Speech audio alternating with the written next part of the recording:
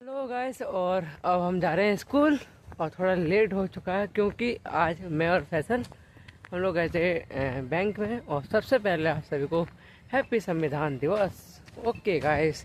और आज स्कूल में प्रोग्राम और संविधान दिवस के ऊपर तो सबसे ज़्यादा देखते हैं प्रोग्राम, दिखाएंगे हम आपको। चलिए गाइस, मिलते हैं आपको स्कूल में ही। Bye guys.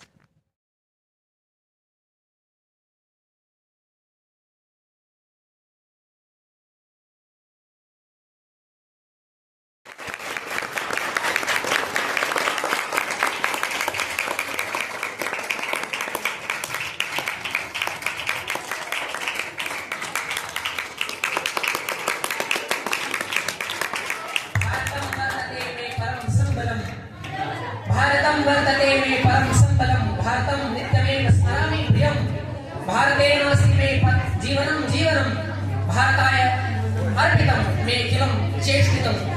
भारत ही मेरा परम प्रिय आश्रय है। मैं अपने प्रिय भारत को नित्य प्रति स्मरण करता हूँ। भारत ही मेरा जीवन है, भारत से ही मेरा जीवन है। भारत के लिए मेरी समस्त चेष्टाएं, समस्त प्रयास अभ्यास अर्पित है।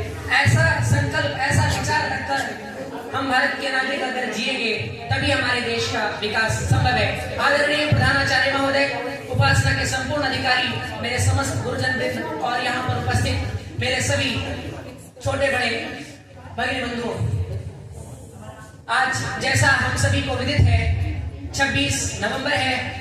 आज का दिन बड़ा विशेष है। हम संविधान दिवस मनाने हेतु यहाँ एकत्रित हुए हैं। आप सभी को मेरी ओर से संविधान दिवस की अनेकानेक अनंत शुभकामनाएं।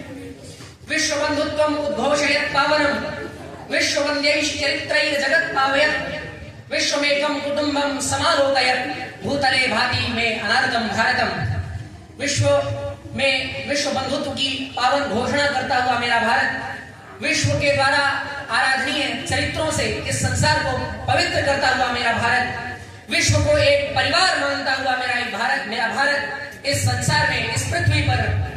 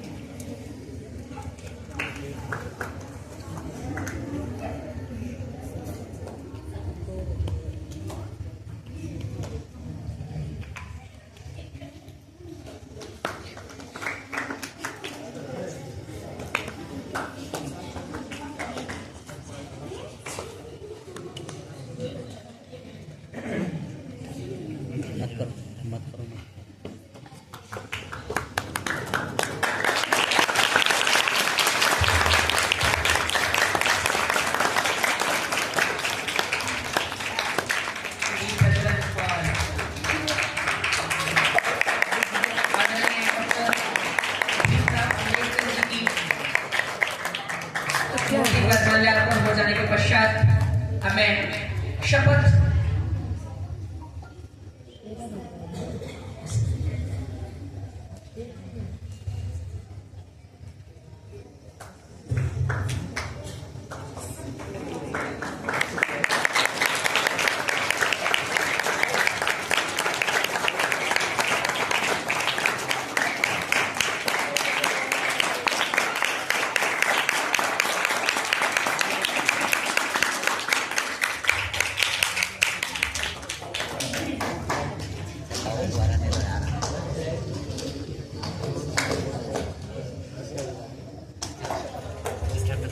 अब मैं हमारे विद्यालय के सभी शिक्षक शिक्षिकाओं को आमंत्रित करना चाहूंगा हमारे संविधान निर्माताओं को पुष्पांजलि अर्पित करने के लिए।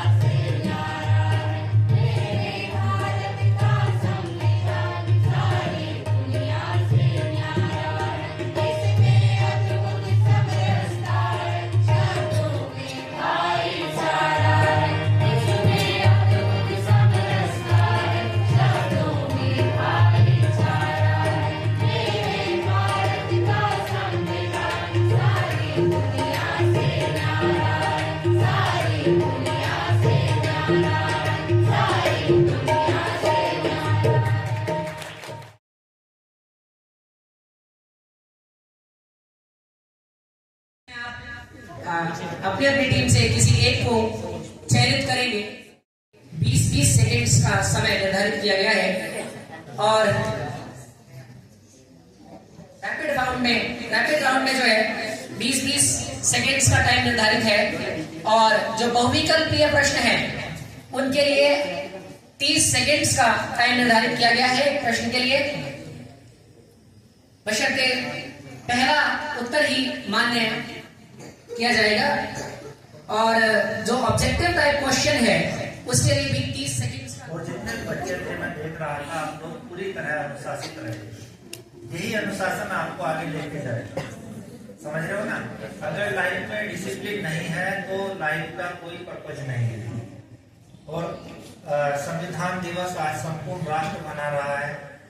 2015 में भारत सरकार ने यह निर्णय लिया कि हम आज के दिन को, जो कि पहले कानून दिवस के रूप में मनाया जाता था, उसको संविधान दिवस के रूप में मनाएंगे और ऐसा उस महान आत्मा बाबा साहब डॉक्टर भीमराव अंबेडकर को श्रद्धांजलि देने के लिए भारत सरकार का यह निर्णय था।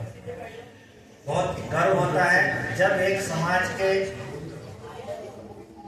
बहुत ही पिछड़े हुए वर्ग से, एक ऐसी बैकग्राउंड से जिसमें कि बहुत अच्छी एजुकेशन माँ बाप की नहीं थी, ऐसी बैकग्राउंड से कोई बच्चा निकलता है और वो इस देश को बदल देता है। तो आपको पता है 60 से ज्यादा देशों का संविधान का अध्ययन बाबा साहब डॉक्टर भीमराव अंबेडकर ने किया था।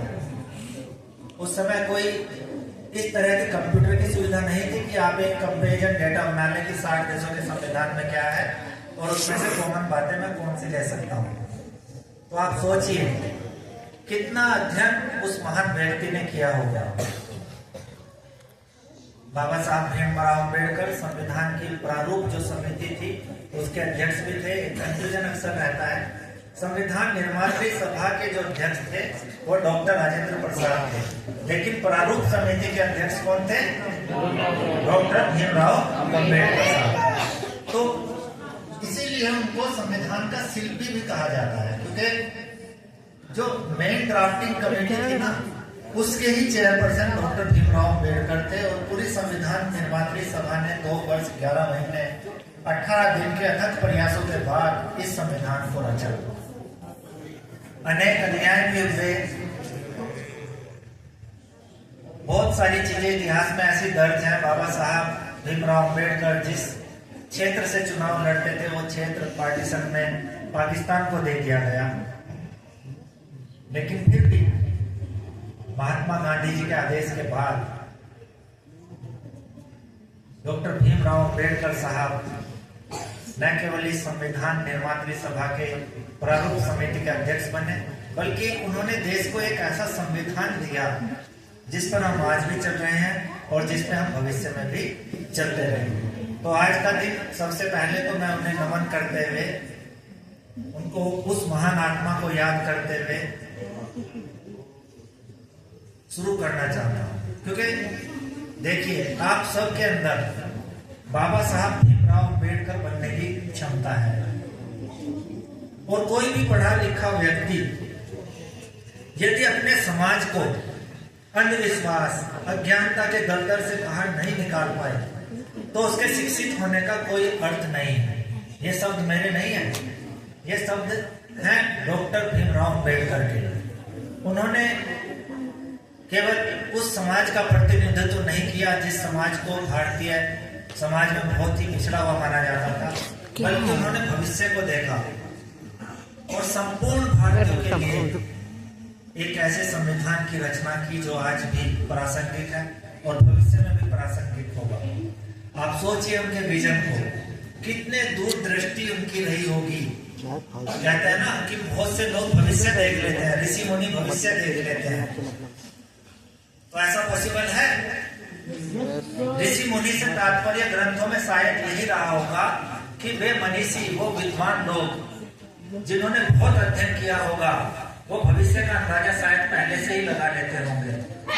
तो ऐसे ही हमारे डॉक्टर भीमराव अंबेडकर साहब थे जिन्होंने भविष्य का अंदाजा लगाया कि आने वाले समय में भारत के सामने क्या चुनौतियां होंगी और उन चुनौतियों का सामना कैसे किया जाएगा। अनेक अनुच्छेद अनेक अनुसूचियां ऐसी बनाई गई जिससे कोई भी व्यक्ति अपने अंदर असीमित अधिकार ना लेगा, कोई भी व्यक्ति तानाशाह ना बन पाए। तो आज के इस कार्यक्रम में, क्योंकि संविधान के बारे में इतने अच्छे क्विज आपने रखे कि मुझे और ज्यादा जानकारी देने की आवश्यकता नहीं है।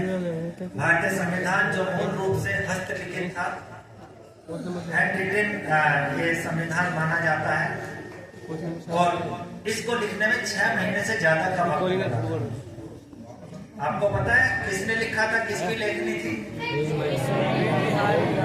सही आंसर। लेकिन उन्होंने एक कंडीशन रखी थी, उन्होंने कहा था हाँ, मैं हर पन्ने पर अपने हस्ताक्षर करूंगा और आखिरी पन्ने पर अपने दादाजी का भी नाम लिखूंगा। तो कितने समर्पित लोग थे वे। और आपको पता है भारतीय संविधान की पहली प्रिंट प्रति कहाँ पे छापी गई? देहरादून सर्वे ऑफ इंडिया में। तो इस तरह भारतीय संविधान को सजाया गया, और अब भारतीय संविधान को आगे बढ़ाने की, आगे ले जाने की, उन संवैधानिक मूल्यों को आगे बढ़ाने की जिम्मेदारी किसकी है? इस देश के छात्रों की है।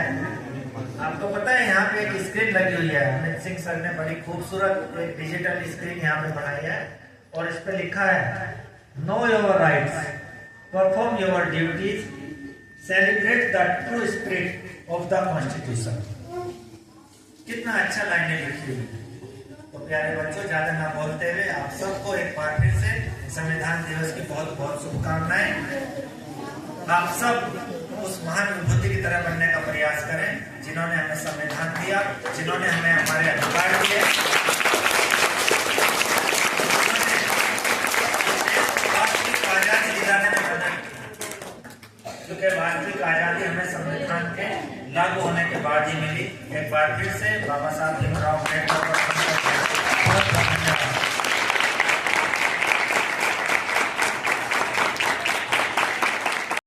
आज सारा प्रोग्राम हो चुका है कंप्लीट, तो मैंने बस ज़्यादा कुछ नहीं करा है।